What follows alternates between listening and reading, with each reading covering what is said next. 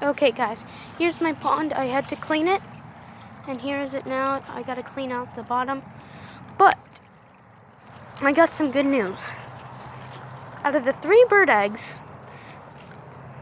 I heard one. Doesn't really matter if there's more than one. I heard one hopping around in the egg. You can literally feel it. Like, I don't know, the egg is so shallow that you can feel the little baby bird. There's a little baby bird inside this egg. We're gonna have babies, guys. We're gonna have babies. I don't know about the other ones, and we probably will get more because the male did mate with the female probably during, a different time. And that's why she got some eggs, so this is pretty good. This is really good.